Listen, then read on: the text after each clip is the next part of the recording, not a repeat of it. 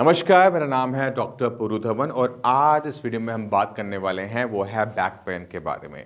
क्योंकि back pain एक ऐसी कंप्लेंट है जो हमें हर दूसरे तीसरे किडनी फेलियर पेशेंट में देखने को मिल जाती है और अक्सर हमें पेशेंट को बताना पड़ता है कि ये आपकी किडनी की वजह से पेन नहीं हो रहा, ये आपकी मसल्स की वजह से है या फिर ये आपकी बोन्स की वजह से है।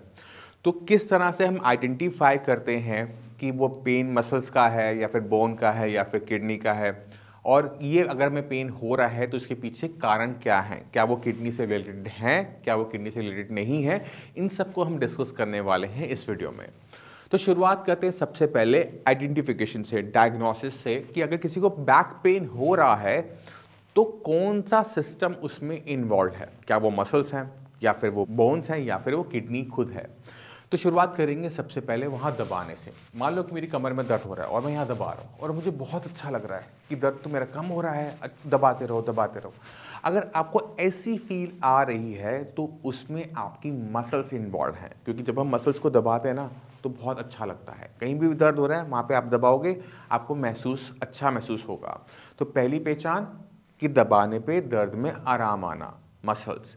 अगर आपने दबाया, आपने किसी से दबाया कि मेरी कमर दबा दो और आप देख रहे हो कि दबाने में दर्द एकदम बढ़ जाता है, शूटिंग पेन होना शुरू हो जाता है, तो वहाँ पर आपकी मसल्स इन्वॉल्व नहीं है, वहाँ पर आपका स्केलेटल सिस्टम यानी आपकी जो बोन्स हैं वो इन्वॉल्व है। क्योंकि जब हम बोन्स को दबाते हैं तो दर्द बढ़ता है, मगर आपने जब अपनी कमर को दबाया और दर्द ना बढ़ा ना वो घटा, तो वहाँ पर किडनी और या फिर कोई और ऑर्गन इन्वॉल्व हो सकता है।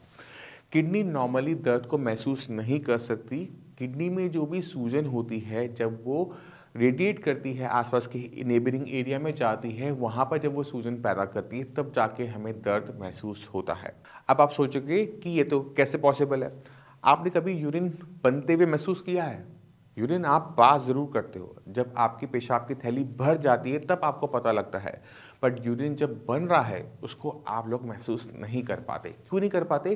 क्योंकि भगवान ने हमें बनाया ही कुछ इस तरह से है कि यूरिन बनते हुए समय हम उसे महसूस ना कर पाए। वरना सोचो, आप सो ही नहीं पाओगे, यूरिन बन रहा है, यूरिन का जट जा रहा है और आपको महसूस हो रहा है अरे यहाँ तो कुछ जा रहा है ना, अजीब सा लगेगा।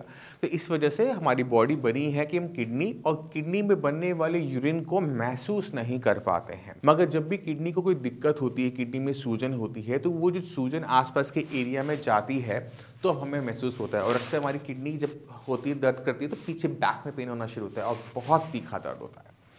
तो ये तो हो गई पहचान कि दर्द कैसा हो रहा है, उससे पता लग जाता है कि कौन सा सिस्टम उसमें इन्वॉल्व है। बट बैक पेन जैसे मैंने बताया ये कॉमन दिक्कत होती है। अब क्योंकि इसमें तीनों सिस्टम इन्वॉल्व है, मसल्स भी हैं, बोन भी है और किडनी खुद है, तो ये क्या किडनी से रिलेटेड है? द आंसर है यस। अगर आपको बैक पेन हो रहा है और आप किडनी फेलियर के पेशेंट हैं तो आपकी कोई भी सिस्टम इन्वॉल्व हो, मसल्स हो, चाहे आपकी बोन हो, चाहे वो किडनी खुद हो, वो किडनी से रिलेटेड ही होता है मैक्सिमम टाइम में। मैं आपको समझाने की कोशिश करता हूँ। आपकी मसल्स के लिए विटामिन डी बहुत मस्त है।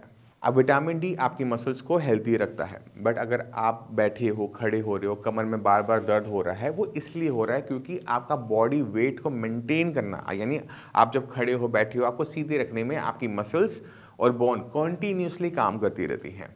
अगर हमारी मसल्स वीक हो चुकी हैं, विटामिन डी की डेफिशिएंसी हो चुकी है, तो आपको मसल्स में पेन देखने को मिलेगा। अगर मसल फटीक हो रहा है, यानी आपका जो मसल्स का जो स्टैमिना है वो कम हो गया है, तो भी आपको मसल्स में पेन देखने को मिलेगा। और पेन कहाँ देखने को मिलेगा? लोड बेयरिंग एरिया, यानी जहाँ पर हमारी पूरी बॉडी का वेट जाता है उन एरिया में ज़्यादा, यानी आपकी टांगे और बैठने पे आपकी कमर, यहाँ पर आपको दर्द ज़्यादा महसूस होगा। अगर हमारी किडनी खराब हो रही है और आपकी बॉडी में विटामिन डी की कमी है तो हमारी बोन्स भी वीक हो जाती हैं। अब जब हमारी बोन्स वीक हो जाती हैं, हमारी बॉडी में कैल्शियम कम और फॉस्फोरस ज़्यादा हो जाता है, तो हमारी बोन के सॉफ्ट होने की वजह से भी हमें कमर में पेन देखने को मिलता है। मगर वो पेन हमें सेंटर में देखने को मिलेगा, यहाँ बीच में, कोनों पे देखने को नहीं मिलेगा। सेंटर में अगर आपको पेन हो रहा है तो ये पेन आपकी बोन्स की वजह से हो सकता है। तो ये तो हो गए दो, मसल्स एंड बोन। किडनी का जो पेन है वो किसी भी तरह किसी भी जगह पर रेडिएट कर सकता है। वो नीचे की तरफ भी जा सकता है और वो ऊपर की तरफ भी आ सकता है। अगर आपको बहुत तीखा दर्द हो रहा है तो आपने सबसे पहला काम करना है वो है जाके अल्ट्रासाउंड करवाओ और चेक करो कि कहीं वहीं पर कहीं स्टोन तो अटका हुआ नहीं है। क्योंकि अक्सर जब पेन हम देखते हैं किडनी के अंदर की वजह से जब हम पेन देखते हैं तो वहाँ पर हम कंक्रीशंस यानी स्टोन हम ज़रूर पाते हैं। तो हमने क्या करना है, अल्ट्रासाउंड करवाना है। अल्ट्रासाउंड नहीं करवाना, आप सीटी करवा लो, बट आपको उसे आइडेंटिफाई डायग्नोसिस पहले बनाना पड़ेगा कि पेन हो रहा है तो वो क्यों हो रहा है। तो मैंने आपको सारे तरीके बता दिए कि किस तरह से हम आइडेंटिफाई कर सकते हैं कि पेन के पीछे कारण क्या है। एक बार जब आपके को कारण पता लग जाता है ना तो ट्रीटमेंट करना आसान हो जाता है। मसल अगर थक रही है, मसल फटीक हो रहा है तो मसल का ट्रीटमेंट करोगे। अगर बोन्स में पेन हो रहा है, वर्टिब्रा में पेन हो रहा है तो विटामिन डी है, फॉस्फोरस बाइंडर्स हैं, उनका यूज़ करते हुए अपनी बोन्स को हेल्दी रखोगे। अगर किडनी में पेन हो रहा है तो अगर वो स्टोन की वजह से हो रहा है तो स्टोन को निकालना भी बनता है। तो आपको पहले रीज़न फाइंड आउट करना पड़ता है और उसी के बाद ही ट्रीटमेंट चलता है। तो अगर आपको नहीं समझ में आ रहा तो आपको घबराने की ज़रूरत नहीं है, आपको एक अच्छे डॉक्टर की ज़रूरत होती है बस। तो मैं उम्मीद करता हूँ इस वीडियो से बैक पेन को आप बेटर तरीके से अंडरस्टैंड कर गए होंगे। घबराना नहीं है, बैक पेन नॉर्मल भी हो सकता है, मसल्स का भी हो सकता है, बैक पेन आपकी वर्टिब्रा की वजह से भी हो सकता है। तो आपको उसे आइडेंटिफाई करना आना चाहिए और उस हिसाब से रिएक्ट करना आना चाहिए। ट्रीटमेंट हाँ डॉक्टर्स पे छोड़ दीजिए। और फिर भी आपके माइंड में कोई भी डाउट रह जाए, कुछ भी पूछना चाहते हो तो मैं अवेलेबल होता हूँ, मेरी पूरी डॉक्टर की टीम अवेलेबल होती है, आप उनसे भी बात कर सकते हैं। अब इसी के साथ आप सभी से मैं चलने की आज्ञा चाहूँगा। मिलते हैं अगली वीडियो में, तब तक के लिए नमस्कार।